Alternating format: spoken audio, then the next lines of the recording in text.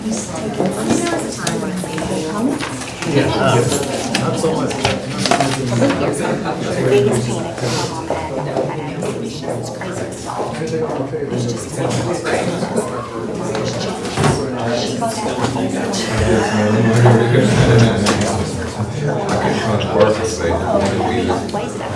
All right. Camera, we ready? Ready? Everybody ready? All right. it was a huge one.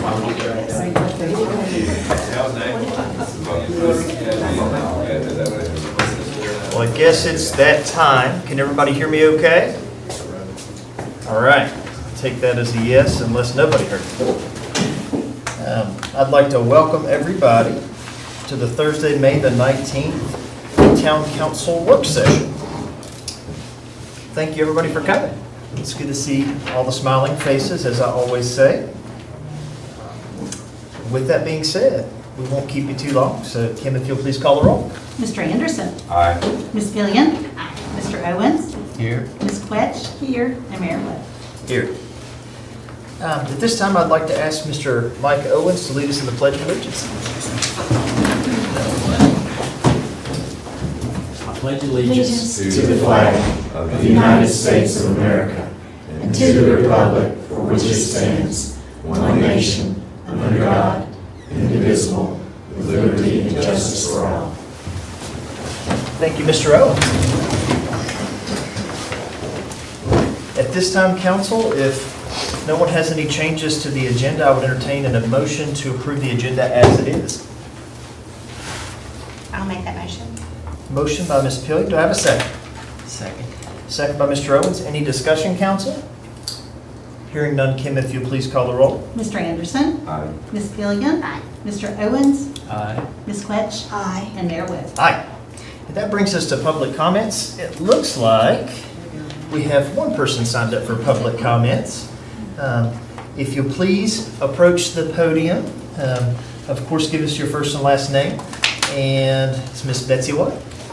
It is, and I'm here on behalf of William King Museum of Art, just simply to give you an update on this summer's event that's coming up the end of June, which is called Bike Fest, and it's related to our exhibition called The Art of the Road, motorcycles. And I want to thank the town of Abingdon for the sponsorship gift that you've given us for that, as well as for all the staff help, particularly Tanya, of course, but I also want to throw out a real thanks, I don't think he's here, to Chief John Holbrook, because we're going to have a lot of motorcycles in Abingdon, and he is helping to control the place, and I'm hoping not to be too upset by it all. But anyway, the schedule for that, it starts on Wednesday night, the 22nd. There are, thanks to this, the popularity of it, it really is becoming a nice general community event. In Bristol, the Texas Roadhouse is having their own, and this is their own standalone event, their own sort of happy hour that starts on Wednesday night. Then on Thursday, we may have an event, that one is not totally confirmed yet, that's around Abingdon. But on Friday, Tumbling Creek Cider Company on Court Street is having a wonderful event. That's their own event that they're partnering with us as a related event. It's a block party is what it is. So that's going to be a whole lot of fun for the whole community. This is another way that Chief Holbrook fits into this. And then on Saturday is the big event of ours, which is on Latcher Field. And once again, thank you for Latcher Field's use. It will start at 1. Because prior to that, starting in Bristol with the Black Wolf Harley-Davidson company over there, there is a ride, and there may be as many as 100 bikes riding. They are organizing the ride, they are registering for that ride, and that ride will go all over Creation and come back here and end up in Abingdon at about 1-ish at Latcher Field. And our event starts between 1 and 2. And it will be bands and a beer fest and a lot of funny little contests that happen around the motorcycles. So it will last until about 7-ish. And food trucks. So therefore, that's all I wanted to say, and I just wanted to say thank you, and we're looking forward to it, and hope we can hold it all together. Okay? Thank you. Thank you. Right, and that's it for public comments, which brings us to our public hearing. So today, we have a public hearing. It's an ordinance of the council for the town of Abingdon, Virginia, proposing a budget for the town of Abingdon, Virginia, to make appropriation for current expenses of the town and to fix a tax rate upon real and personal property for the fiscal year beginning July 1st, 22, ending June 30th, 23. Mr. Steve Trotter.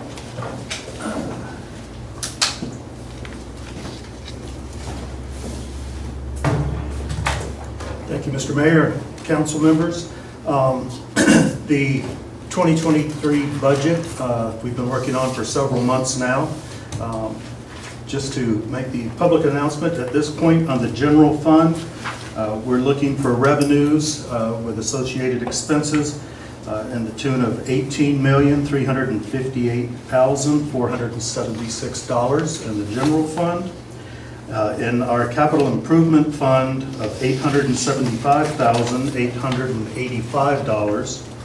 The ARPA fund of $5,982,186. And then our enterprise sewer fund of $5,192,348. There's been no recommended changes in the real estate or personal property tax rates. There is a proposed 10 cent a pack cigarette tax increase. There's also a proposed increase in our solid waste pickup fees, residential and commercial. This is to compensate for the increased expenses that we're facing currently and will in the future with respect to what's going on with the Bristol landfill, which we've heard so much about. And also additional labor costs and a need for trucks. So there is the additional solid waste pickup fee increase going to $17 for the initial, for the first cart, $6 per additional cart for residential and commercial pickup. There's also proposed 5% increase in our wastewater sewer residential and commercial rates as well, and that is to take care of some deferred maintenance and also ongoing capital improvements out at Wolf Creek. Any questions until I get to the Council, any questions so far? Excellent. I guess I'll be back up here shortly. That's it. Don't get too far. All right, this is a public hearing, and we do have 2 individuals signed up for public hearing today. I think you get 5 minutes per person for public hearing. So when you're called, if you'll please approach council. First up, we have Miss Katie Brown. Afternoon, Mr. Mayor, Town Council. I'm Katie Brown, Producing Artistic Director at Barter Theater, and I wanted to give you a bit of an update about Barter Theater this afternoon. So this year, Barter will be producing 16 shows at the theater. This is not quite as big as we were before, but twice as big as we were either of the pandemic years. Romeo and Juliet opened in March, and we saw thousands of patrons, including students. And we're about to close Kentucky Spring, that had people across the region saying this was made for them, about them, a great new Appalachian piece. We had standing room only at Black and Appalachia's event, and we welcomed hundreds of kids back to the theater with Jack and the Beanstalk. We were so thrilled to have them back inside the theater. Already this year, including shows in the theater and on demand, we've seen over 25,000 people at the theater. This weekend, we will begin opening a full summer for the first time since 2019. We will have all 5 shows in repertory. Both theaters will be running. We start with Every Brilliant Thing tomorrow. We'll be starting Always a Bridesmaid, Airness, and of course 9 to 5 soon thereafter. And 9 to 5 actually opens on June 10th, which is Barter's 89th birthday. So we're excited about that. We recently completed a 2019 economic impact study, which we were able to share with the Finance Committee and other members of the board. Of note are the 142,000 people we brought through the town that year, 565 jobs, and also the $34 million of annual impact to the town and the county. Barter has been transparent about its ramp back up from the pandemic, whether it was through the Moonlight, getting ourselves back into the theater in the fall, and now opening a sizable season. And we are on track to succeed, but we need your help to do it. If Barter's going to bring that kind of impact back to the region, we need the kind of support that helps us get there. At this point, we're at a fourth of the support that the town gave us pre-pandemic, and we need to get ourselves back up to a level that can help us to succeed. This institution is an incredible investment. We have a proven track record, and if we're going to bring our best impact back to this area, we want to do it with you. Thanks a lot. Next up, we have Miss Amanda Bate. I'll be quick. I'm from the Washington County Public Library. Our director couldn't be here today, but she just wanted me to share that we value the partnership with the town so much. And we truly appreciate the funding and the amount of $7,500 that we receive from the town annually. And that we're using a lot of that funds towards downloadable ebooks, audiobooks, and technology resources. So come see us at the library, and thank you for your support. Anyone else for the public hearing? If not, we'll close the public hearing and move right along. This time, we're at new business, and we have a presentation from Lamar Sign Group regarding the billboards located in the town of Abingdon. Mr. Collins, come on up.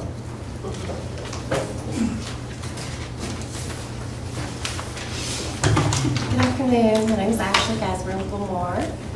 This is Jimmy Collins, our general manager. Yeah, we just want to thank you for allowing us to give you this presentation and for being open to possibly allowing us to do digitals and show you all what they could be. So we actually did this presentation for the Planning and Zoning Commission as well, so we think that it went pretty well. And if you have any questions throughout this, just feel free to stop me and we'll be happy to answer anything you have.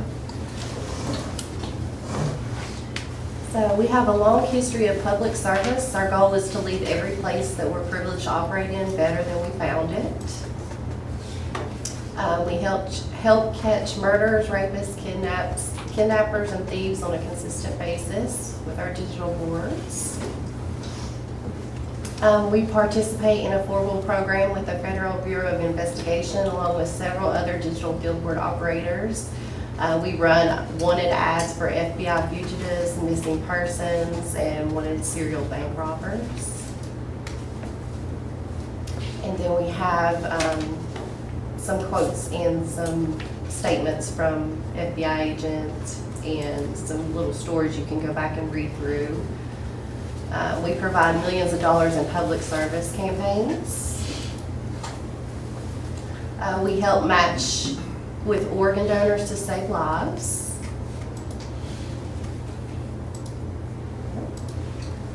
There we go. We find lost or kidnapped children with Amber Alerts. We are there to help local relief organizations in times of disaster. We feature tributes on our digital billboards when an iconic figure passes away. We work with the Federal Emergency Management Agency to post many emergency messages. And we have some case studies. We help numerous local organizations promote worthwhile causes that benefit the people of the community, such as Crime Stoppers, Silver Alerts, and local traffic emergencies.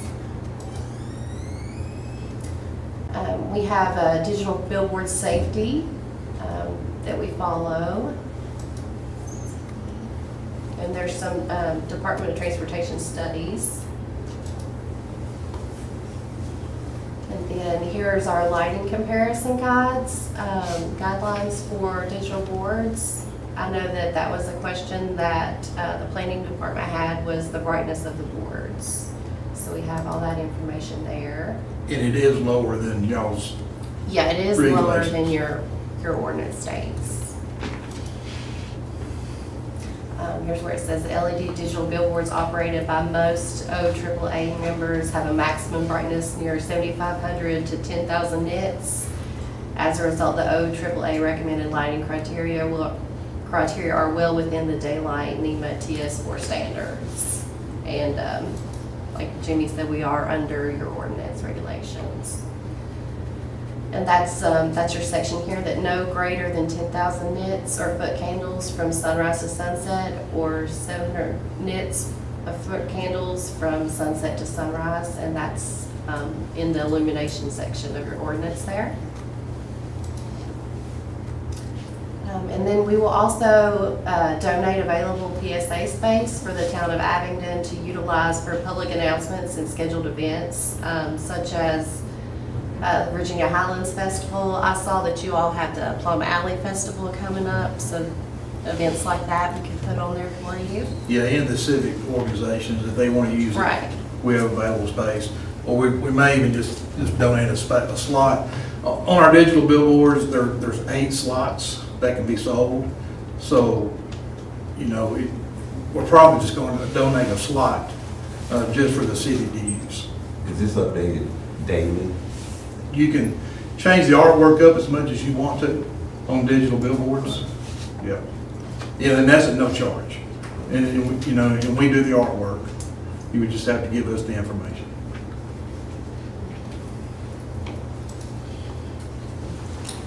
This is one of the locations that we are considering to upgrade. This is what it currently looks like. This is across from the old Southern States building. It's a side-by-side poster. And this is a mock-up of what it could look like potentially as a digital. So we would get rid of the old structure, put a brand new nice monopole structure there, and we would have one side to be digital and the other side to be a static poster. And of course, this is exactly the same size. It's not larger. Yeah, it's not We're not large. looking. But you raised it. We raised it. We got it off the ground, especially if we're gonna put a digital board on it for safety reasons. You did. We don't need anybody driving. And this is, of course, is the opposite side of that location. And there's a mock-up of the back side there. Would it still be V-shaped, or was it? It would be V'd out on the back. Yeah. Just where you could get a better angle at the road. It wouldn't be nearly as extreme as the current design of the Yeah, board. right, Yeah. right. So you'll go from 5 wooden poles on each one of them, you know, that are, I don't know, they're 6 or 8 inches to one monopole. So that would be the difference.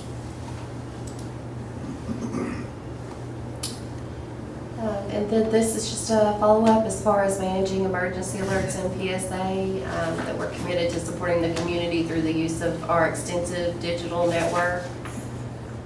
As far as Amber Alerts, FBI, FEMA, and other emergency alerts. Of course, the Amber Alerts, our FEMA assistance. And then there's also some press releases with some links to some articles that you can go back and read if you need some more information about any of those. The maps that I passed out to everybody, these are there's seven billboard structures. It's 13 faces that are in the B2. So those are the ones that we're asking to change so that we can upgrade. Not that I'm gonna put 13 digital billboards in a row, bam, bam, bam, bam. It won't be like that. Just to give you an idea, we have 1,150 billboard faces and 20 are digital billboards. And that's our whole market, Tennessee and Virginia, that we cover. Do you suppose which ones will be digital? Yeah, we're just trying to convert the one that we showed Just the you, one? the one that's V'd out, one that's V'd out right there. Yeah, because of those locations, there are some that we wouldn't be able to convert due to access or power lines and things like that as well. So So these photos are just to let me know where the billboards are, That's right. Right. It's seven structures that are in that zoning. so they won't be upgraded. They won't be. Those are just the The ones zoning that issue are with that possible. is that we can't say that one is the only one allowed. We have to zone Right. it by a zone, Right. so a zoning district, so that would be the issue. You know, another thing to think about is tax dollars. You know, the public is getting harder and harder to reach for a small business. So the more they can advertise, the more that, you know, that's going to drive business to those retailers, which means more tax dollars for the city. Any questions, council? Anything specific? So thank you so much. What are you asking of us? Like, when do you need a decision? What do you, I guess, how to proceed? Has the planning commission pushed it to us? Yes. Okay. I think they were okay with it. And what was their decision? I think they were, was it unanimous or? So they didn't make a call at all. Oh, okay. They just said, they wanted to make sure if you all came back and said you were not interested in billboards, because, and I'll just backtrack a little bit, the current code that was like adopted in 2019 doesn't allow any kind of upgrade to billboards. So that code was really looking at eliminating billboards in the long run. So this would be a complete, 180 to saying that we want to support billboards and increase billboards. So Planning Commission said to come here, and if you all heard from your constituents that there was no interest in billboards, then they would get their answer kind of now. They could still obviously go through the process. They have the ability to ask for a zone text amendment to the Planning Commission, but that would help the Planning Commission decide. When you made the comment eliminating billboards, how did that transpire when they deteriorated? They just wouldn't be replaced or? Correct. So eventually, at some point, you can continue to use the same structure, but you can't basically increase the structure. You can't replace poles. You can't, the things. She said the illuminated, billboards. not eliminated. Yeah. Oh, illuminated. Illuminated and eliminated. Okay. Both, truly. Like, there's just a desire to not have no increased light. I mean, the way that it reads now, when they came to me, there's no way that they can add digital to these because we can't increase the light coming from them. And also, they can't move them. They can't, there's nothing that can be done with the billboards. So that's the elimination side of it. Was that, basically it was drafted in a way and adopted that said we don't want billboards. So if we're turning the opposite direction, then that opens it up for them to ask the Planning Commission for a zone text amendment. So is this something we need to vote on tonight, or can? No, it probably more just a general tenor. So you just need a to kinda- consensus of whether we want to bounce it back off Planning Commission or not, is what I'm hearing. Yeah, because when you do go through a zone text amendment, it's not something that they can actually apply for. It's something that you all it needs to initiate either from the town council or from the Planning Commission. And so if you said, yeah, we'd like to see language, then that would give them a jumping off point. If you said, no, we're actually not interested in increasing the illumination on the billboards, then they would know now that it's not going to get support. Quick question, I'm sorry, I didn't mean to interrupt. Go ahead. So right now, the billboards have a spotlight shining on them, correct? Some of them, yes. Some of them? Mhm. So the one that you're talking about, it does have a spotlight. So would the lighting be less from the digital billboard than the current spotlight? The face will be lit. Yeah, it'll be Just like internally illuminated versus externally Right. illuminated, so, but it's still well within the brightness Of course, yeah. regulations, so. Yeah, I just didn't know if this was less brightness, I mean, since it's internal. I didn't know if that was the way it worked. I'm gonna throw my opinion out there, because we're all just kind of looking at one another. I think what was presented actually looks aesthetically better than what's there right now. No, I don't know if that 100%. helps Yeah. your cause at all. Right. But I do think, obviously, we're not Vegas, we don't want lights all down Main Street, but I think aesthetically, it looked prettier than the one that's almost touching the ground. But I don't know what that means in the scheme of, We're not looking to go bigger, we're not looking to go more. Yeah. We're just looking to update the one location. What about This is not maintenance? what you want to hear, but I know people in my camp want to see all of them gone eventually. You know, whether it takes a year or 50 years. Right. They'd rather not have billboards in town. I mean, aesthetically, they feel like it's unappealing. And if you start lighting them up, it'll be even more aesthetically unappealing. So I would be opposed to it myself. Okay. And people- What about maintenance? Because, you know, you see them sometimes when you're driving through other localities and they've frozen, or there's, you know, they're messed up and the display isn't right. How quick are you all to fix that when that happens? It depends on the problem. Just say there's one, all over, to make up the whole face of the digital billboard is what we got mods that are 1.5 foot by 1.5 foot mods to fill up. If one of those mods goes out, whether it's blinking rainbow colors or it just goes blank, you know, we won't do anything about it. We have a digital tech that will get an email, and the next morning he will come out and change that mod out, is how we do it. And if it's bad, like half of the face goes blank, it's very rare that happens. They have 2 hours to get out and work on it. Okay. Thank you. So, yeah, we're on top of it. Any legal landmines we need to be watching for? Well, it's just a zoning decision, and if you're making the decision, it would be for, you know, B2, which goes basically from exit 19 to exit 14, and you would be making that decision that those would be allowed. You could, just like all the other things that we talk about, you can't just say, we'll let Lamar at this one location do it, but nobody else can do it. If we make a decision that billboards are allowed, or digital billboards are allowed in that, now we can limit it to that district, and just B2.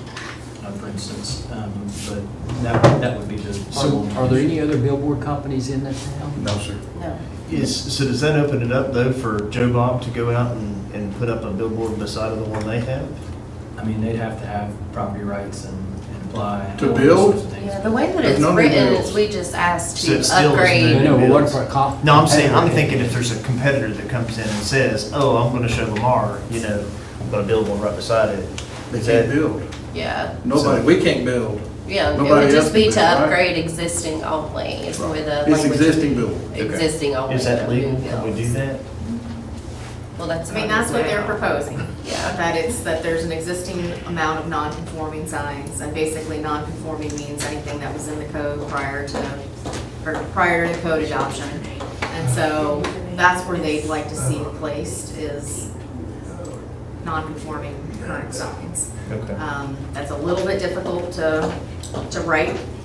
One of the planning commission's concerns was whether or not it opens the door for somebody to say, well, you allow them in the B2, and yes, not maybe a competing company, but, you know, Joe Smith says, well, you allow them here, I'd like to make a zone text amendment that says new ones can be built. So there is some concern, I guess, if you're talking about how the zoning code could sort of trickle and open up more and more. So that was what the planning commission, that was their concern. I think that was the only concern that they had. Okay. Well, council, do we want to bounce this back off of planning commission, or do we want to just say no, or do we want to say yes, or how do we want to? I don't think the planning commission is going to come back with anything different. I mean, they presented it to us to make the decision, from what I understand. Is that correct, Maya? So the next step is that they would basically submit a letter, which they have worked on language, with the language that they're proposing, and then it would go to the planning commission as a zone text amendment. Procedurally, all of this is just esoteric right now. Nobody's made a decision about anything. Everybody's Right. just said, like similar things that we've gone through, why waste everybody's time if Right. you're just gonna Right. say no? Right. So the planning commission said, we don't have that much of a problem with it, with these, except for the caveats that they've said. Yeah. And so now the idea is, if you're just gonna say, you know, if you're just going to So look at basically that and that's gonna concept. say no, then there's no sense in asking, right? So do you want to send it back to the planning commission to start the project or not, process or not? recommendation Well, I mean, you can ask me, I'd rather you ask me once they've applied and we go through a zone text amendment process. You know, it really does come down to whether or not the town wants digital billboards. And truly, I mean, we could put, you know, we could require them to be turned off from 9 PM till 7 AM. I mean, we could add a lot of parameters around it. It just, it'll be what your tolerance is. Is there any that they could go by and see anywhere? I mean, there's some digital ones coming into town. Yes, even there on is. 19. Oh, there is. yeah. I mean, I know what Only they how look many? like. I think we all know what they look like. 19.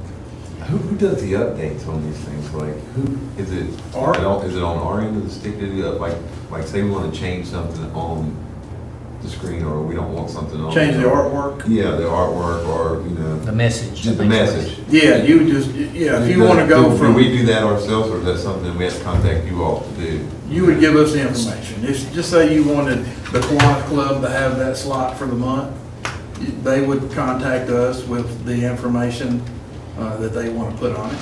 So it's a monthly thing, you can't? Oh, no, I just said month. Okay. No, it can be changed daily. All right. I just want to be clear, though, what they'd be coming to us would be a zoning text amendment. So their business model, I mean, if they wanted to have an actual agreement with the town of Abington, I mean, they could do that. But right now, they just need to get to be allowed to have them. Right.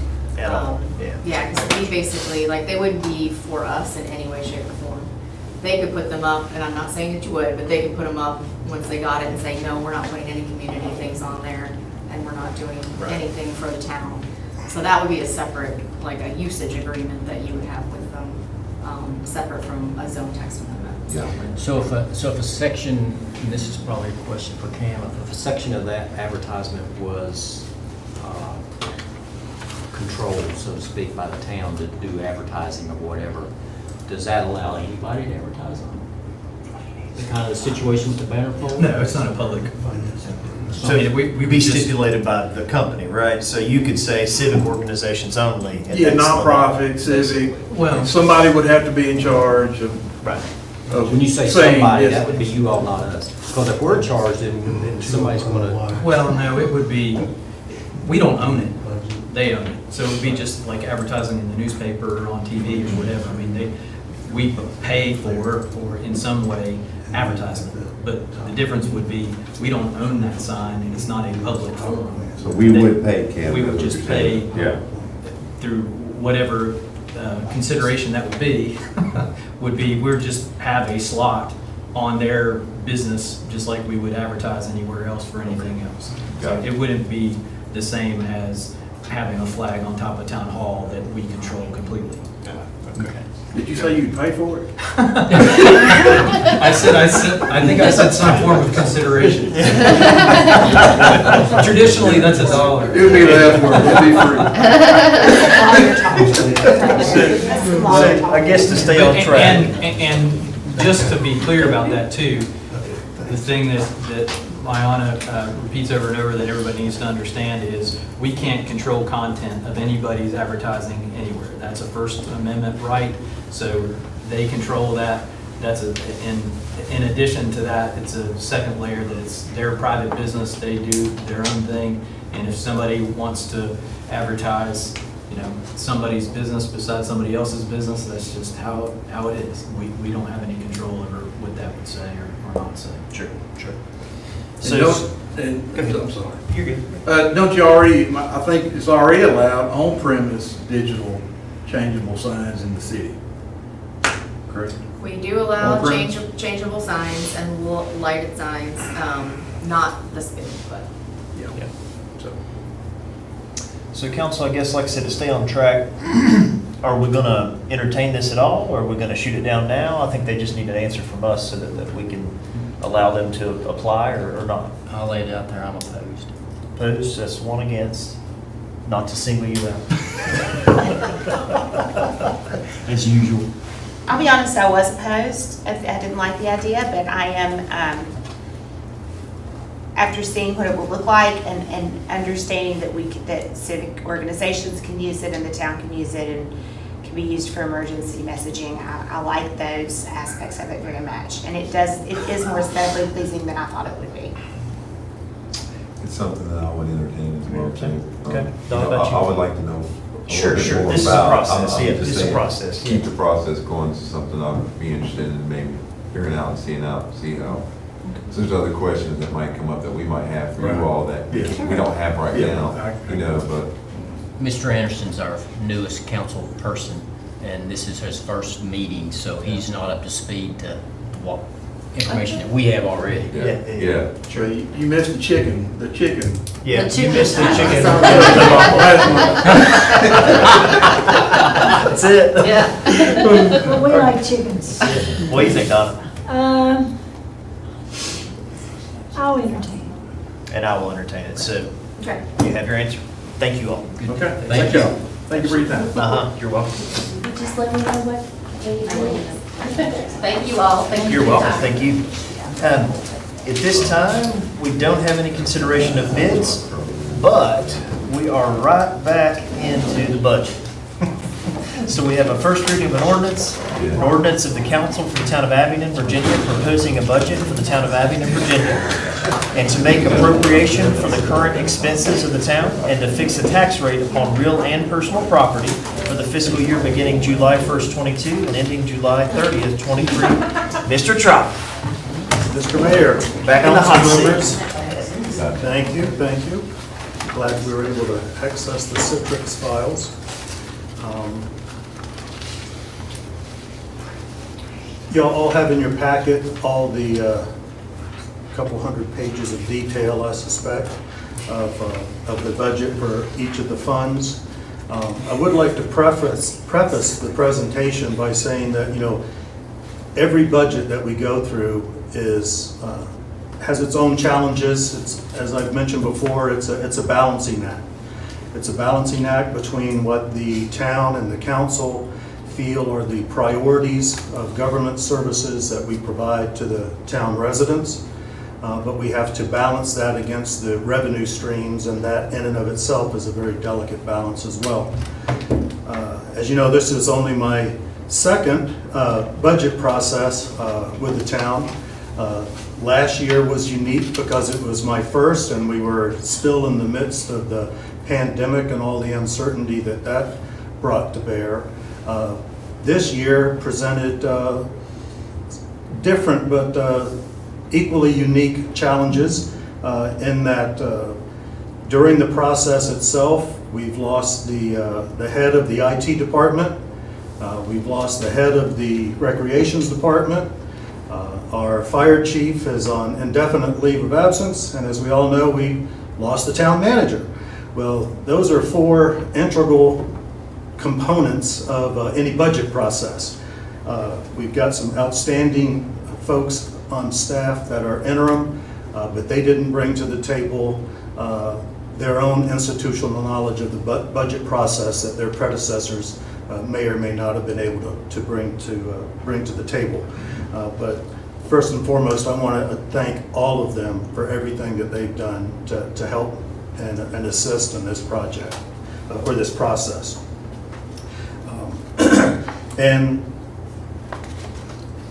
not only do we have that as the challenges, as we all know, the inflationary pressures that are being brought to bear on each and every one of us as individuals and as business owners and as a government. We are not immune from all of the things that we see at the grocery store, the gas station, and everywhere else. So that has been budgets are always a snapshot in time with your best estimate. It's challenging when your estimates literally change by the day. And we can all see that firsthand by just going to the gas station and seeing what we paid yesterday versus today versus tomorrow. Gird yourselves for Memorial Day weekend, as we've already talked about. But those inflationary costs affect all of us. Those are the challenges. There are a number of assumptions that I'll go into more detail as we go through. The personnel, as a government, we don't make widgets. We do pave roads, stripe roads, and so there's a lot of repair and maintenance, but our number one asset are our employees and the staff that it takes to provide the services to our residents. We were particularly impacted this year on personnel. We have been working for the last year with what many would argue a skeletal crew, particularly with respect to street maintenance, parks and grounds, and recreation. As a result, this budget has about 21 and a half full-time equivalent positions that are currently open in some form or fashion. And we wanted to present to the council a budget that has a fully staffed organization to provide those services. So when we look at last year versus this year, this has a much more robust personnel line because of that alone. But on top of that, we have, again, the inflationary pressures that we see, the cost of living that people are experiencing. This budget does include a 3.5% cost of living adjustment, not what some would like to have seen, but it's what fits within the current confines of this budget. Our personnel expenses grew not only because of that, but as you all know, we're part of the Virginia retirement system. And as such, the town contributes, as well do the employees contribute to their future retirement benefit. VRS hit us with a 23% increase in the town's contribution rate for eligible employees. And that's all full-time employees. Give you an idea, that jumped from 9.93% to 12.23%. So of every dollar, a little over 12.5 cents goes to retirement. On top of that, 1.24% for retirement life insurance. On top of that, 0.46% for health care credit for retirees. So just the retirement portion is 13.93% of our eligible wages. That's a large number. On top of that, of course, is our FICA, 7.65, so already you're at 20% over and above a dollar's worth of rate wages. That doesn't include the health benefits that the town provides for its employees, and that contribution ranges depending on what plans are chosen, whether it's a single employee-only plan or a family plan. So that's a substantial cost as well. Those costs went up 11% this year.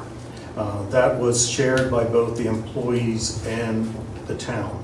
So just by backdrop, those are some of the issues that we faced this year. These are some of the assumptions that I've already talked about. I mentioned earlier about the solid waste fees. As we all know, the Bristol landfill is experiencing some rather heavy issues, shall we say. We don't know how that's going to pan out. There are going to have to be, at the very least, some substantial mitigation factors put into play down at the landfill, which is going to increase costs precipitously. We're all anticipating that. We've had labor issues trying to fill those positions. For quite a while, we were operating with a single employee on the solid waste department. So when on trash pickup days, we were having to borrow folks from the street department to fill that. When we're borrowing people from over here, then they're not able to go out and do guardrail repairs, street patches, and all the street maintenance that goes along with that. So employees have been shifting hither and yon in order to fulfill the expectations of the town residents. Okay. And I'm not going to follow along just on this PowerPoint. This is mainly for your own benefit. This is going to be more narrative, and please ask questions as we go along. But there are a couple of things that people have asked me, you know, the town itself is in very good shape, but yet we are at an inflection point. And we are at an inflection point because of a number of issues that are beyond our control that I've already talked about, the inflationary pressures, the dramatic shift in the labor market. It's been asked by many, many people. There's so many jobs open. Where are the people? Where did they go? I mean, yes, we had a pandemic, but I don't think they went to Mars yet. You know, Elon Musk may have something available for them in the future, but not yet. So we have all kinds of, and again, we're not immune from what our business owners and our restaurateurs and those in the hospitality industry. We're all facing the same labor issues. And with that comes increased pressure on the wage rate. So we have, as an employer, we are competing with those limited labor resources. So that is an ongoing challenge. The other issue is that we are the victim of our own history in many ways of previous administrations, previous decisions that have been made that have added cost to the town, but haven't necessarily added any revenue to the town. And so we've taken on any number of things. There's a litany of the things that we've all talked about in the past.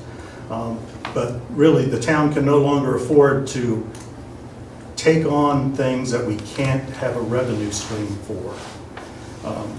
As an example, and this is one thing, and I'll speak, if you don't mind, as a town resident as much as the director of finance, if you don't mind, because I think this is very important, and I think the town residents need to hear this.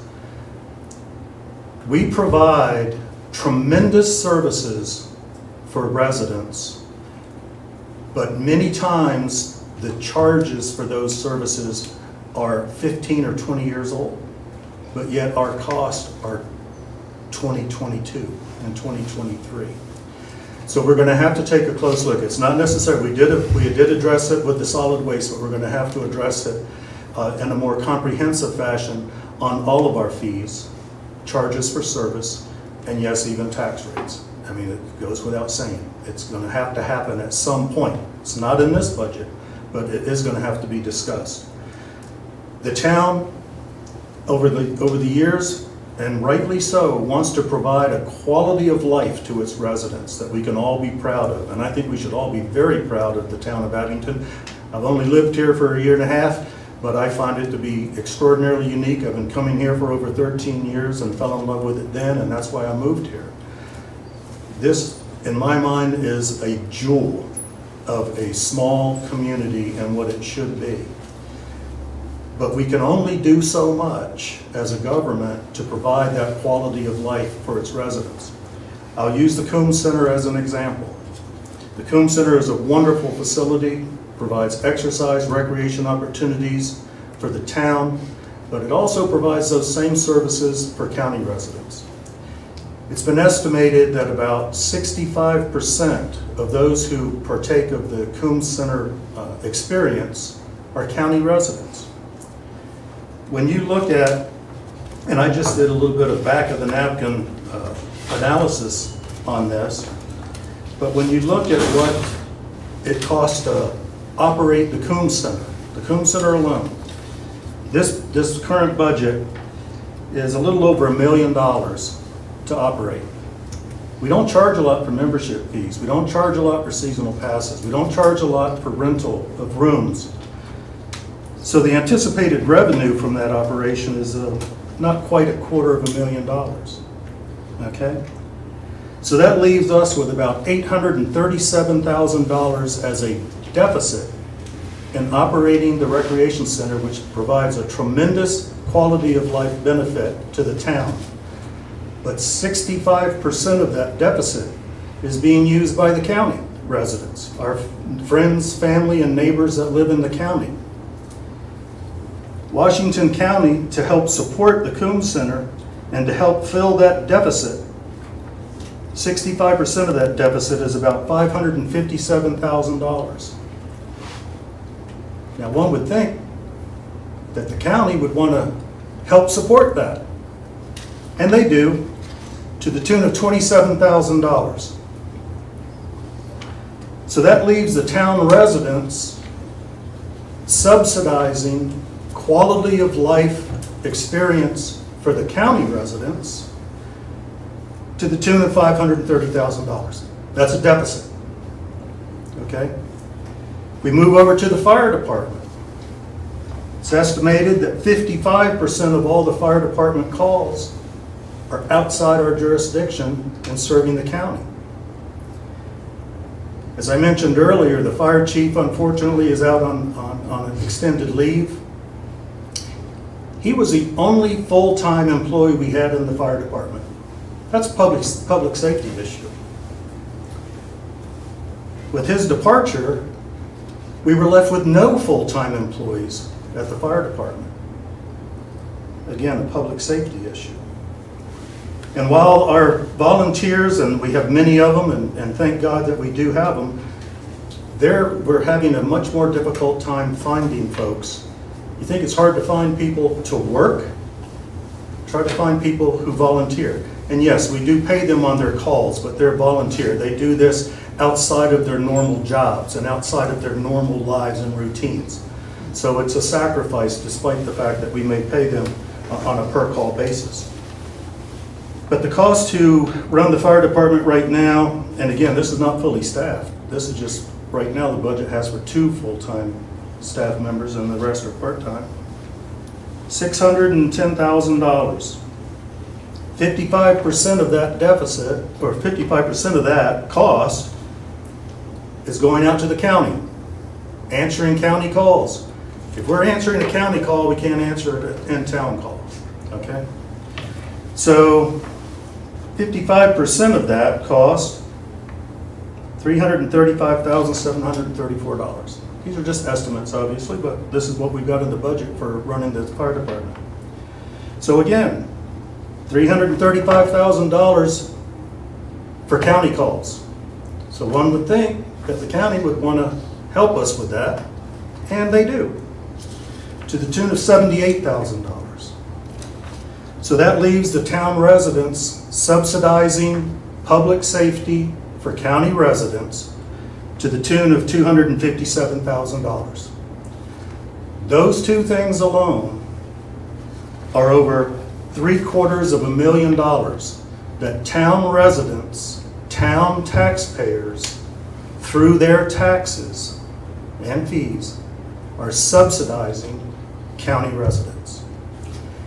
That, it was asked when I sent the budget around, the question was asked, and legitimately so. This budget isn't sustainable if we're having to take money out of the general fund to cover operational expenses. I agree wholeheartedly. It is not sustainable for the town to continue to subsidize the county to the tune of $750,000 a year. If we were adequately supported for these services that we provide, this budget wouldn't be looking at having to take a couple of $100,000 of ARPA in order to do some capital infrastructure. This budget wouldn't have to continue to defer capital infrastructure needs of the town because we're spending money elsewhere. So anyway, that's my resident, town resident, and director of finance both, because I think it's, candidly, I think it's somewhat appalling that we found ourselves in this situation, and it really should be addressed over time. Any questions on that? Council? I think you got us loud and clear on that one. It's not direct. It's not a directive, obviously. It's just an observation that when we look at the sustainability of the town's budget, the town has to look at what we provide for our residents. And public safety, public works, those are the top 2 priorities of any local government. Recreation and things of those nature. The Meadows is an obvious thing that we could use because it generates revenue and brings people to the town. But we need to freshen our appearance for our visitors.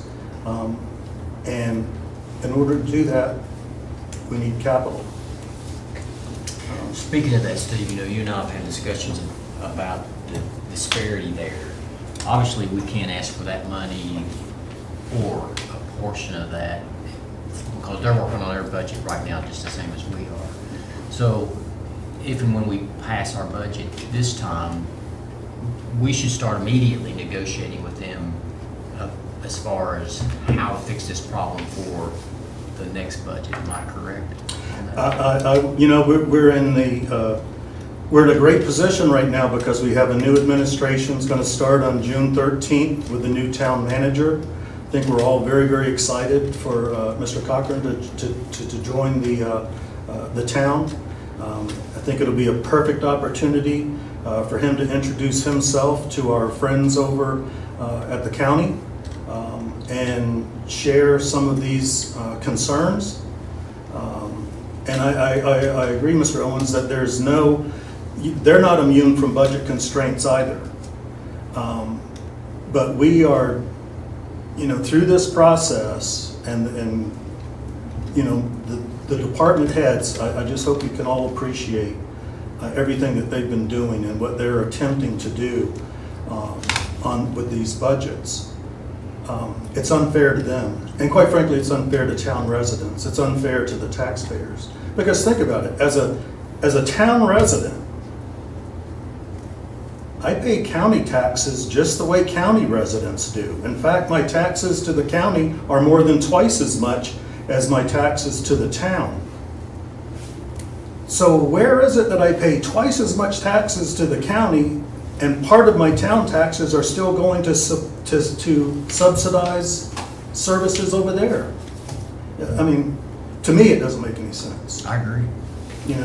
Particularly when we struggle to make sure that we have a balanced budget, to make sure that we still have adequate resources available for the capital improvements that we need in the town, that we shouldn't be deferring. We were blessed with the ARPA money, and again, I applaud the council and the prudent decisions that y'all made of let's appropriate the ARPA money for those things that will generate revenue and not have a legacy cost associated with it. The creeper trail, the maintenance, revenue generator, tourism generator. The meadows, obviously, we're already reaping the benefits of that with the increased tourism and people coming to visit and spending money at hotels and restaurants. We still have some inflationary issues that may temper that down a little bit, but still very, very prudent. The flood mitigation issue is another one. That is critical for us to be a tourist destination, is to make sure that Main Street doesn't get flooded when it rains. So that's important. The Green Spring Road, another safety issue, we're going to address that with some VDOT money. But I would say that the council may want to take a look at some of that money. This budget does take $200,000 of ARPA, which I know that goes against, Mr. Owens, what you had suggested in previous meetings, that you earmarked it for those 4 categories. This budget takes a little bit of that out so that we can address some of the capital needs. $201,000 of that.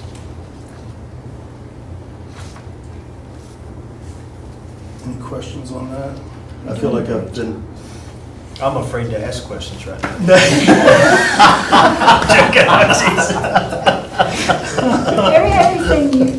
Everything's true that you said. Well, these are things that people don't know. That's right, and I These are think it's things that I important. didn't fully understand. Dwayne, you're getting broke in quick. Well, again, that's why I prefaced by saying I'm saying this as the director of finance, but I'm also saying it as a town resident.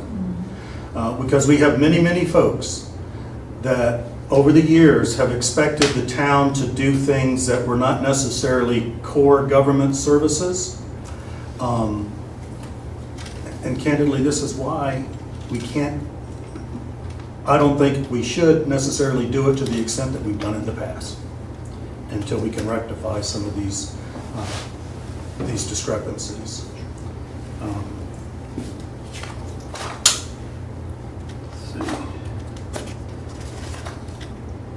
As far as the general fund goes, as I mentioned before, it's $18 million in revenue with no increase in tax rates.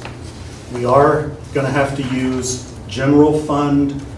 I hate to use the term reserves because they're not necessarily reserves. The council, again, in its infinite wisdom years ago, and this is extraordinarily important, has set a floor in our general fund of $5 million.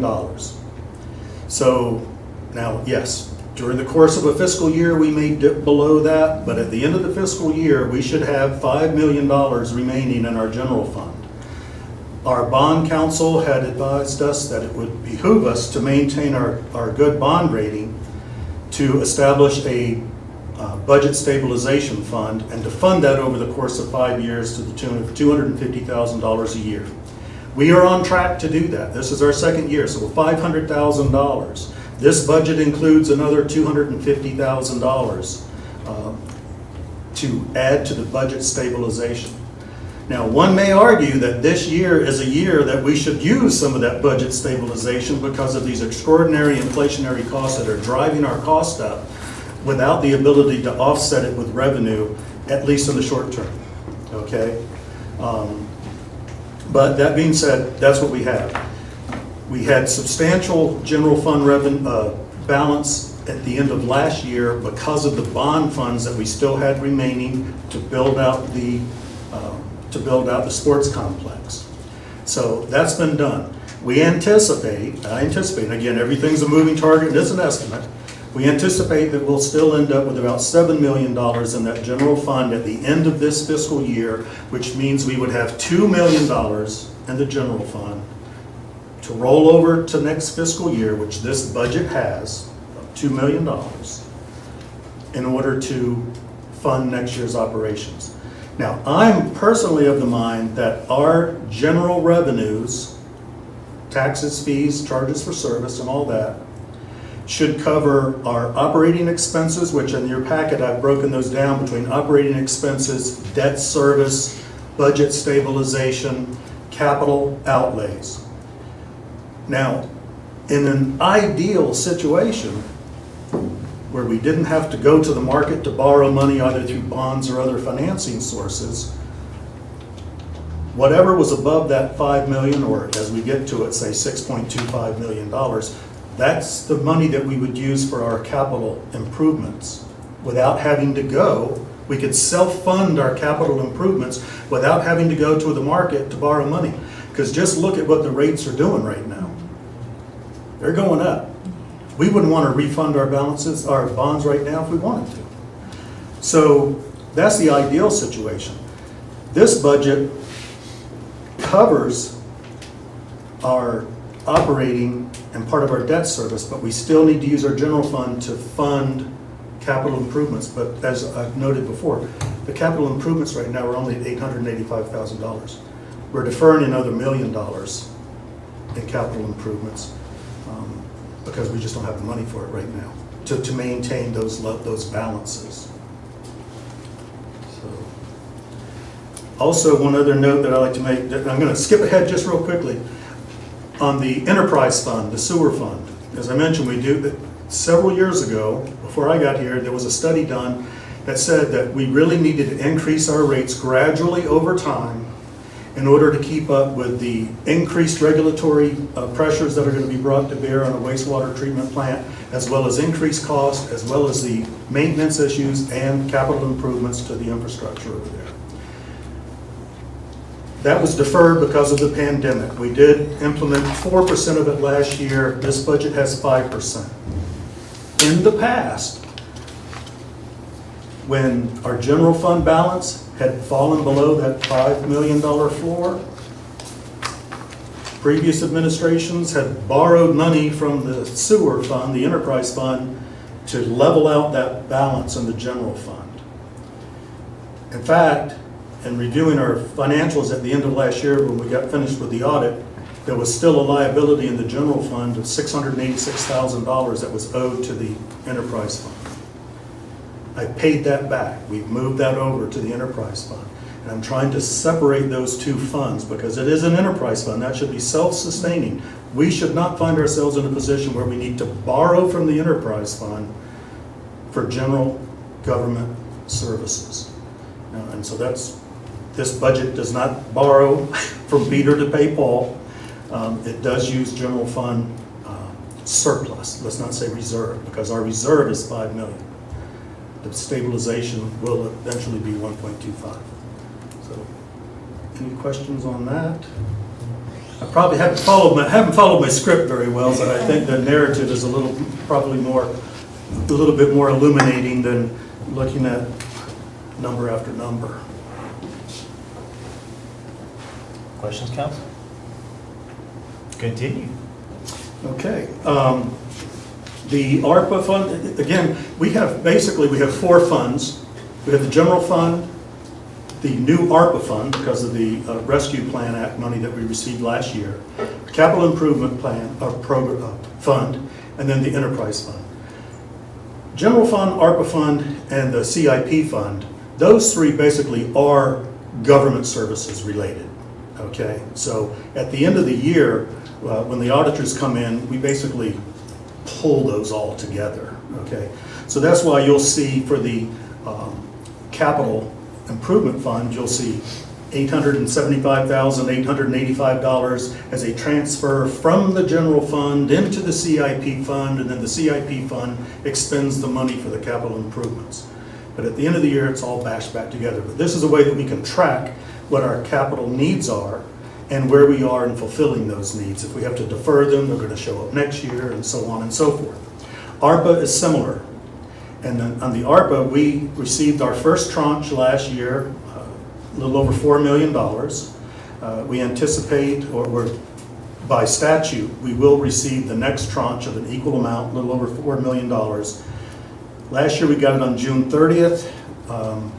We'll probably get it June 30th or the first week in July. Somewhere around there we will receive that money. And it will be segregated from the general fund to a separate pool so that we can track that.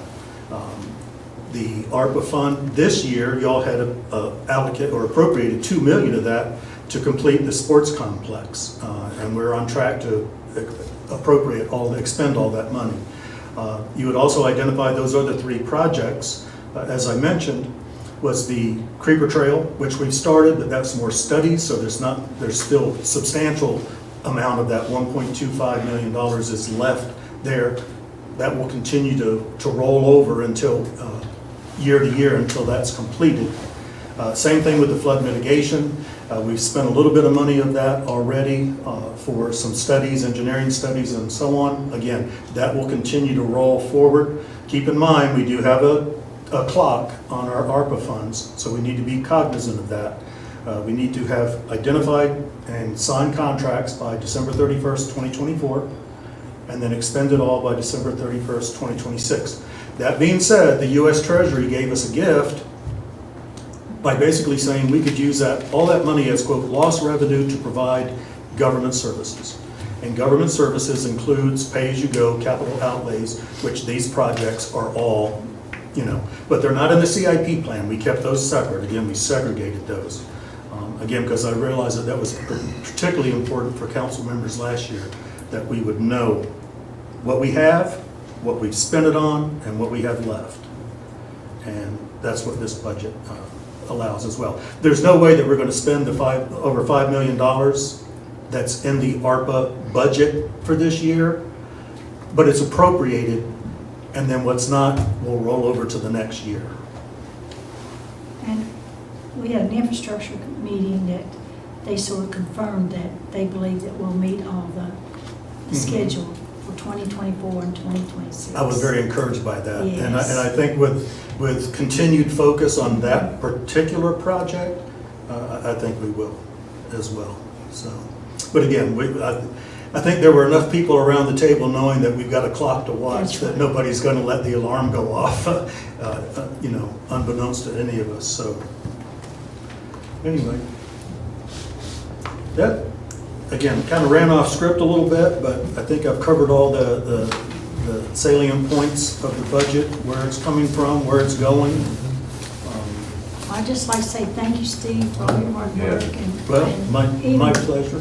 Even the presentation today, it was perfect, spot on. Well, I think narrative is probably a little better, particularly this year.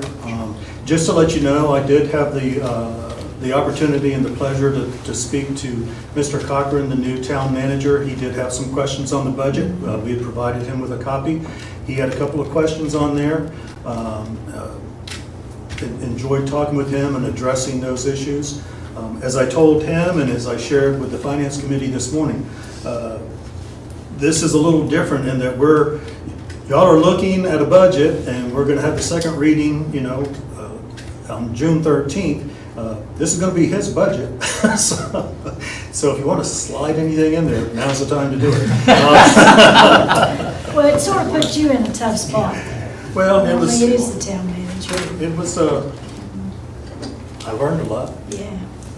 We appreciate your hard work. You're doing a great job. Steve, just ditto what Donna said about the work that you do and how you've presented it to us, and that you do a great job with that. Well, I tell you what, the department heads, I'm telling you, please share those Oh, yeah. comments with them too, because they're doing tremendous work with, many cases, skeletal crews. I get calls saying, okay, what if we do this to save some money? So they're looking.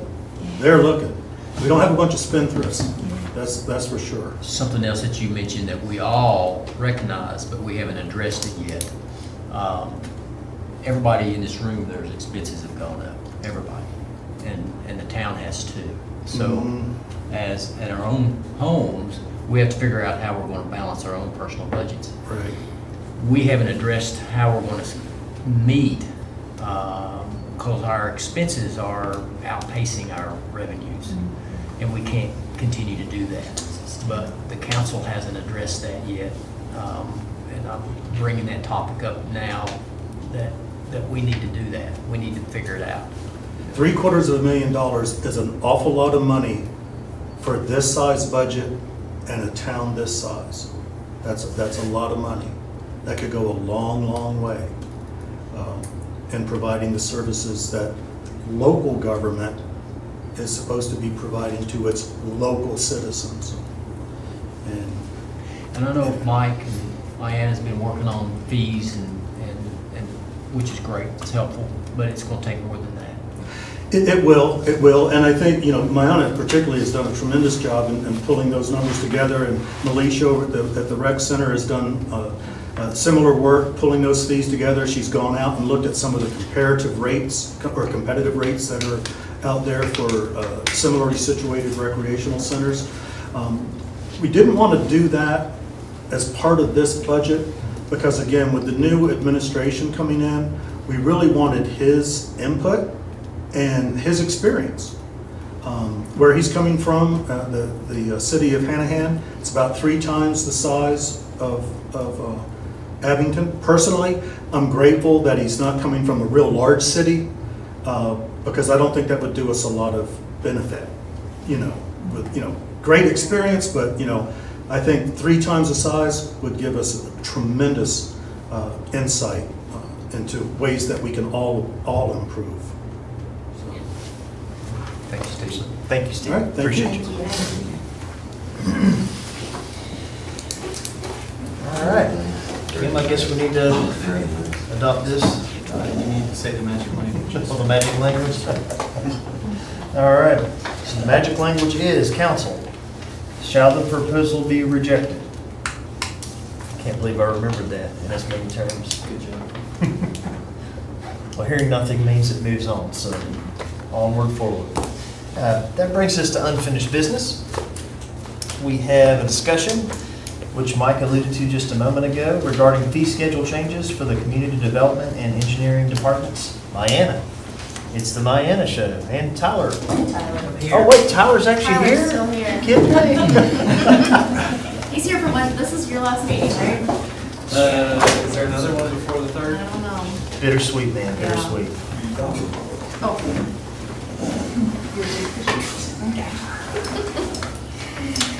All right, so this is a little bit of a different discussion, and I'm Mayana. I haven't actually officially met you, so nice to meet you.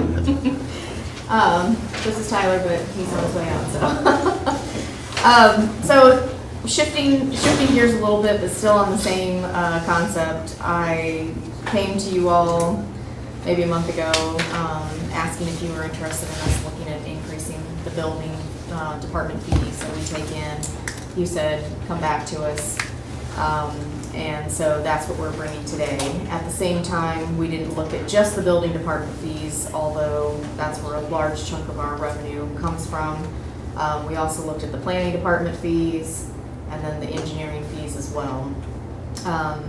And so when we look at our surrounding compared communities, which I have in the document here for you, we look at sample projects.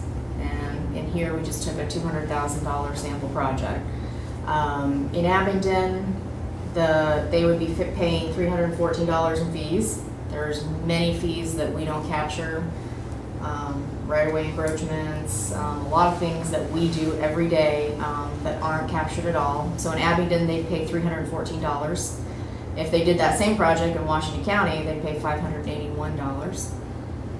If they did that same project in the city of Bristol, Virginia, they'd pay $1,348.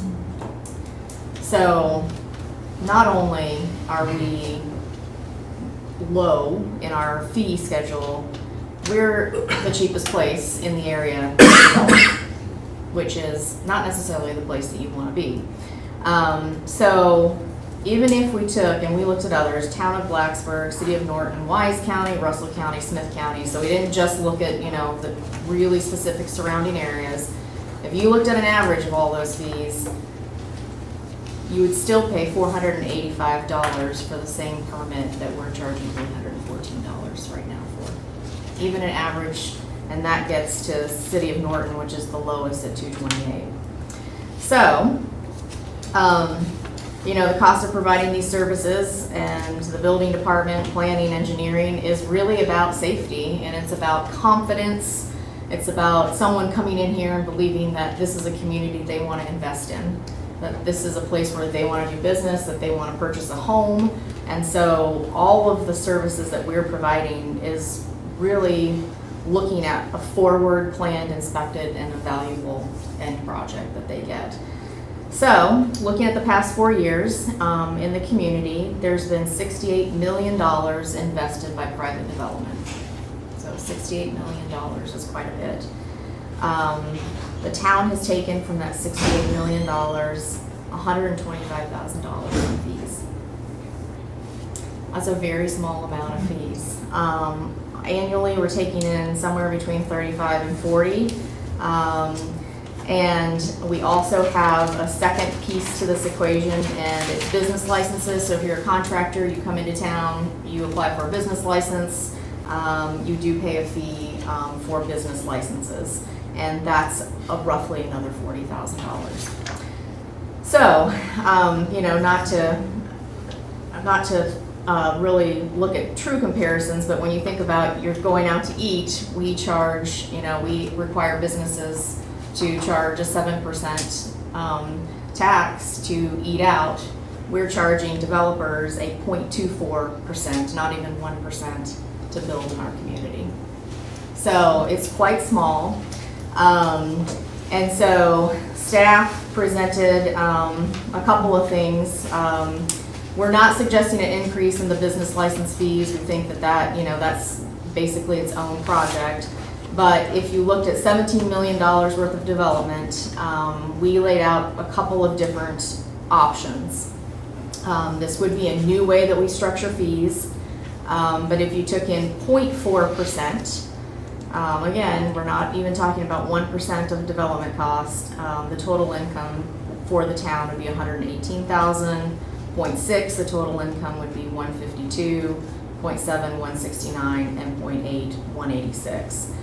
Now, what does that look like to the average, either a homeowner? You might think more along the lines of a homeowner versus, a large development.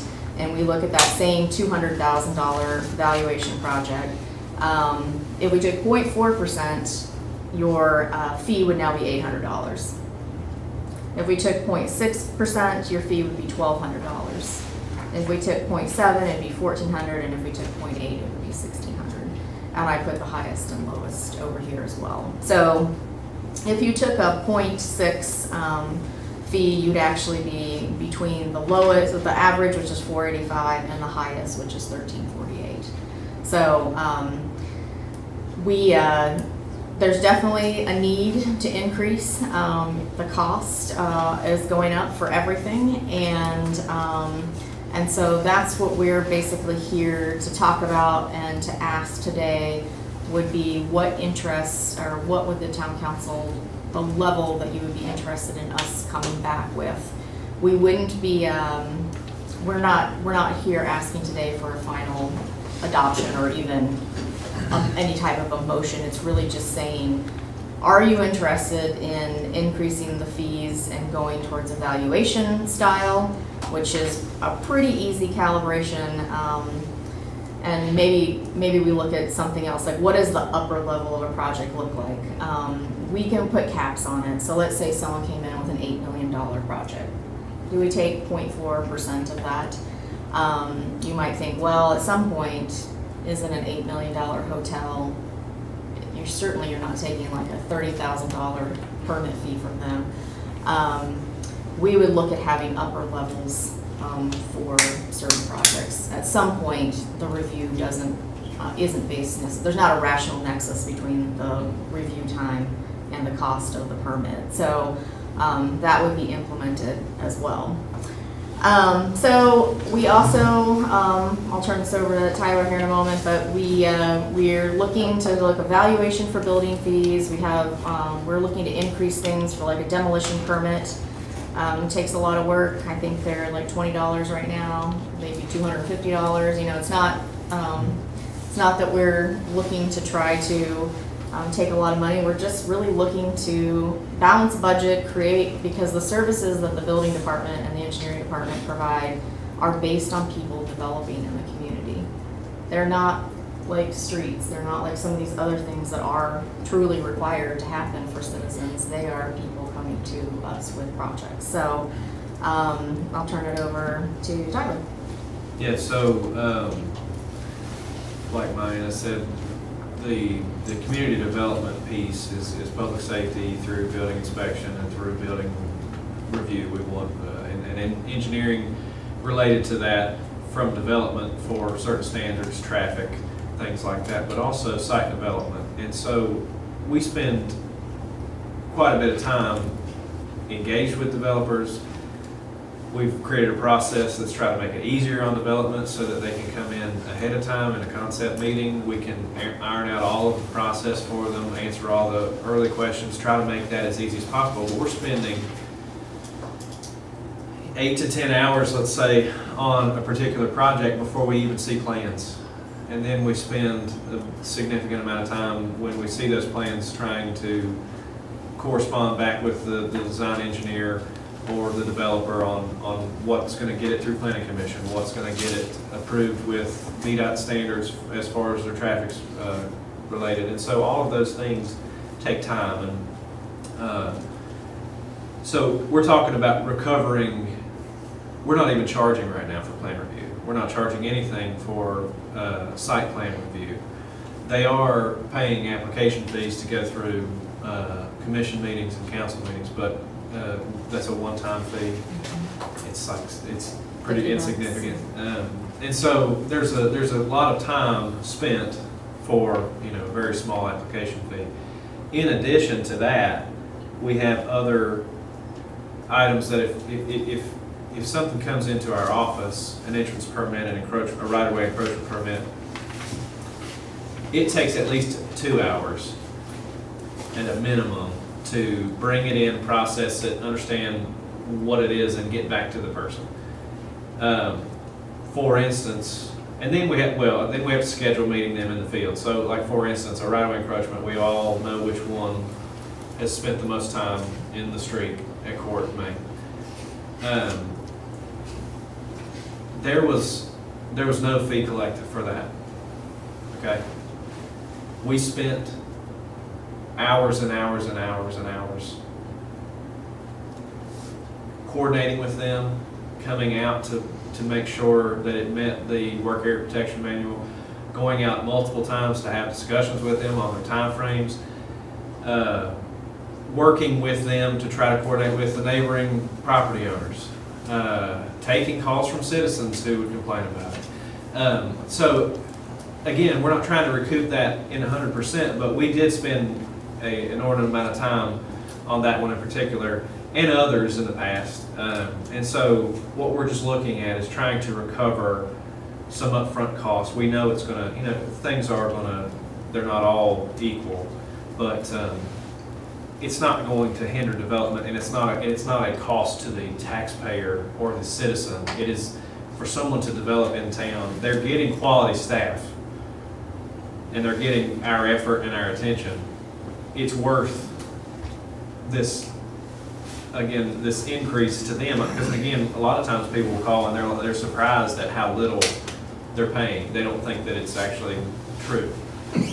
And so I think that kind of opened my eyes to it as well, is, you know, we are not recovering some base costs that we could recover, so. And it kind of goes back to exactly what Steve was saying, where these aren't costs that are for general town services. I mean, these are being incurred only because people are wanting to complete a project. So once again, we're having the taxpayer subsidize a piece of our town functions that that they don't see a direct correlation as far as like paving or fixing a pothole or those types of services that are generally required. Yeah, and 100%, and then we would say this too, like 100% of our job is not just this either. Correct. So, you know, we perform essential town functions that the taxpayer does pay for, but these are not that. And so we're talking about recouping some lost revenue in an area where we're spending a lot of time and not getting anything for it. So your question to us is, Well, I don't know today if you're ready. I'm ready. Yeah, I'm ready. I don't know if you're ready to tell us, please come back with a certain, you know, if you said, yeah, we're interested in your 0.4% or we're interested in your 0.6%, then what we're gonna come back with is a resolution, I think it's a resolution, or is it an ordinance? Well, procedurally, I think this would be a town manager decision. Okay.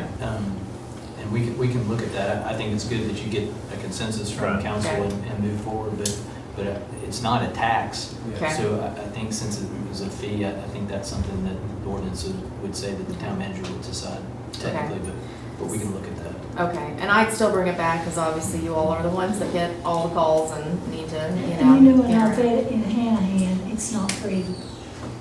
Right. And I hate raising fees on our taxpayers. I hate asking our constituents to pay more money. However, the money to pay for these services has to come from somewhere. And I also hate the fact that there are services being rendered that are not being paid for at all. So I think it's important that we find a fair balance in the way things are working right now. And I say all the time, I learn something every day. Being on town council, this is something that I've learned. Even though I've done some pretty significant construction projects in town, I didn't know that fees were so low. So- at a minimum, I think we should match what the county does, at a minimum. Yeah. If that gives you any insight on which direction to go. Yeah, if you want perspective, we can all kind of give you perspective. I'll tell you what I think, which is, obviously no more valuable than anybody else, but I don't want to be the highest, I don't want to be the lowest. Right. I would rather be mid-range. Okay. I think there's safety in mediocrity for those fees. Clearly, we're on the low end right now. Right. So I don't know what that percentage looks like, but I think we ought to be in the middle. Is that fair, council? I think so. I think we need to be cognizant of our own expenses and be fair to our taxpayers at the same time. Does that seem reasonable? Yep. Okay. So maybe you guys kind of shoot for the middle and We'll do Let that. us We'll know bring you what back happens. something right in between the average, which is 485, and the highest, which is 1348. So we'll bring you in a percentage in between that and see if we can get a consensus, and then our new town manager will hopefully be on board as well. thank you. Thank y'all for your hard work. Thank you. So Tyler, I hate to see that you're leaving, but I think you've got great plans ahead of you. Yeah, Tyler, I would give you a really hard time right now on the record, but I'm not going to because I wish you the very best. It's an exciting time. I will certainly still be a part of the community, and I will be afforded the opportunity to remain in contact with Diana and Mike and help transition. Yeah, everybody, but specific to the transition, my last day may be June the 3rd, but my knowledge of the position is available for as long as it's needed. We appreciate that. And so we'll get that sorted out whenever we find the next thing. That's it. Thank you, Tyler. Thank you. Appreciate it. Thank you. All right. So that brings us to miscellaneous business and communications from the town manager. We've got discussion regarding meeting dates from July mid-month meeting through December 2022. Ms. Kingsley's taken this one. Does everybody have a calendar of some sort? Because I absolutely forgot mine. But I can look it up. So, Dwayne, I know you're new to this, but what we're going to do is just basically randomly pick days between now and December for potential meeting dates so that she can post them all. As we normally do, the first Monday of the month is generally the regularly scheduled council meeting. So in July, I think because of the 4th of July holiday, we had bumped that to the 11th, didn't we? 5th, okay, all right, sorry, to the 5th. Yes, sir. So July the 5th, I of thought course, we is bumped always. that. I thought we bumped it to the next week. I will not, Yeah, I think Miss Pillion's out of town that week. I am, but I mean, that's fine, if you all want to meet without me, I will not be here. Kim, would you double check on when we have that advertised? I'm okay personally with bumping that to the 11th so that we get it out of the 4th of July Sure, we week. can certainly do that. I'm okay. Is that okay with everybody? So go ahead and move it to the 11th? I think I would do Okay. that, yeah. With that being said, I personally don't think we need a mid-monthly meeting. Yeah, I don't think we need a mid-monthly meeting in July. Middle of the summer, people are going to be on vacation, and with that meeting being on the 11th, I think we can probably hold off till August the 1st, if that's okay with you guys. Is that all right with the rest of the council? Okay, so let's shoot then for August the 1st. And typically, Dwayne, what we do is we pick the week that's 2 weeks after the first meeting of the month so that we kind of have time to give staff time to prepare.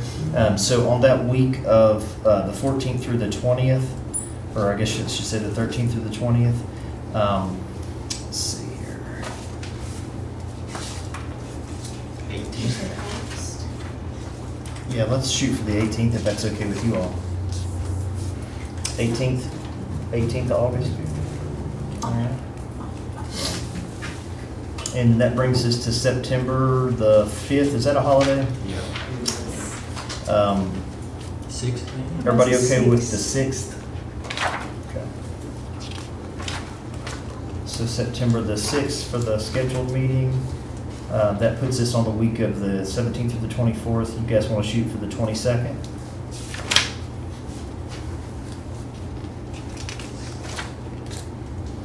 Is that okay with everybody? Okay. That puts us on October the 3rd. And then again on perhaps the 20th.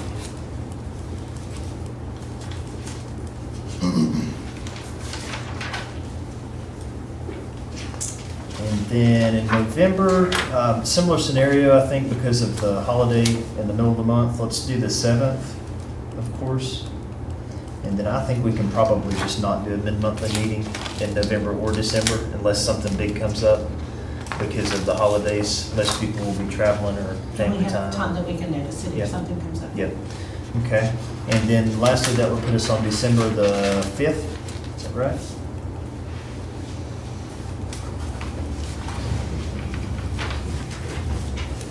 Council, is that okay? Everybody okay with that? I would still like the finance committee meetings at, even in the months. Oh, sure, that we don't sure. have. We can find a day to do that, I'm sure. Okay. Yep, absolutely. All right. Anything else from us, Kim, on that? Yes, sir. Okay. Excellent. Just one meeting in December. Unless it changes, like I said, because of the holiday, Send us an invite. towards the end of the month, usually we just kind of, unless something big comes up. All right. What about council member reports? Does anybody have a report they'd like to make? Dwayne? No, sir. Sorry, I just want to just- say, great job, great work, the format that both of you all laid out. There's things that you all said, I've lived in this town my whole life. Some of it I understand, some of it I don't understand, but now I know who to come to if I have a question. That's it. Because everything that you've laid out, sir, and Manu as well too, it all makes sense to me. Coming from me from the outside looking in, it makes very good sense to me. You need to spend a little bit of money to make a little bit of money, and you know, nobody works for free. No one works for free, and if we were anywhere else, I mean, if we were asking somebody else for their time or their effort, they'd be charging us some kind of fee, whether it be small, whether it be big, so. Dwayne, basically, we are. Yeah, that's, the council's the only staff I know that works for free. I got you. But great layout, great presentation. Yeah. Thank They you do, very you know, much. Dwayne, I agree with you 100%. We've got some pretty amazing staff, and they do such a good job dumbing this stuff down for me. Yes. Especially Steve with the finance stuff, because it can That's be really very, good too, very yeah. thick. I know exactly what you mean. Well, I understand everything that Steve said. That's it. It makes very good sense. That's it. I Very learn good something sense. every day. Yeah, Every sure, meeting I for sure. learn something I did not Very Tell know. my wife that if you would.